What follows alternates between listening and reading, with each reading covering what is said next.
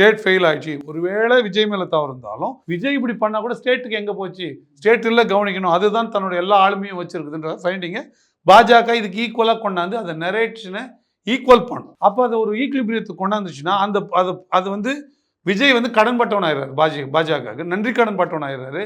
அதையும் தாண்டி அந்த ஷோல்டரில் போய் ஒளிஞ்சிக்கக்கூடிய ஒரு நபராக அந்த சிங்கம் மாறிடுது.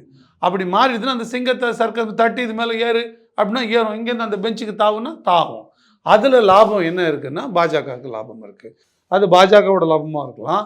பாஜக பேரை சொல்ல விரும்பலன்னு வச்சுங்களேன், இது நாங்கள் அதிமுகவோட, நாங்கள் தான் முதல்ல சொல்லியிருக்கோமே, திமுக பாஜகவை தவிர நாங்கள் யார் கூட வேணா போவோம், அப்படி காங்கிரஸ் கூடயும் நாங்கள் அதிமுக கூட நாங்கள் ஏற்கனவே சொல்லியிருக்கிறோம். நாங்கள் இப்போ அதிமுகவுக்கு போகிறோம், நாங்கள் போகிற அதிமுக கூட்டணியில் பாஜக இருக்கே தவிர நாங்கள் பாஜகவோட கூட்டணி சேர போகலன்னு ஈஸியாக ஒரு நரேஷனை செட் பண்ணலாம். அப்போ அதன் மூலமாக வாக்கு வங்கி அரசியலில் தான் பண்ணுது. எப்படி வந்து திமுக வாக்கு வங்கி அரசியல் பண்ணுதோ அதே போலவே பாஜகவும் வாக்கு வங்கி அரசியல் பண்ணுது. அதற்கான நகர்வு தான் இந்த ஆணையம், 7 பேர் குழு, இதெல்லாமே அதை நோக்கி தான்.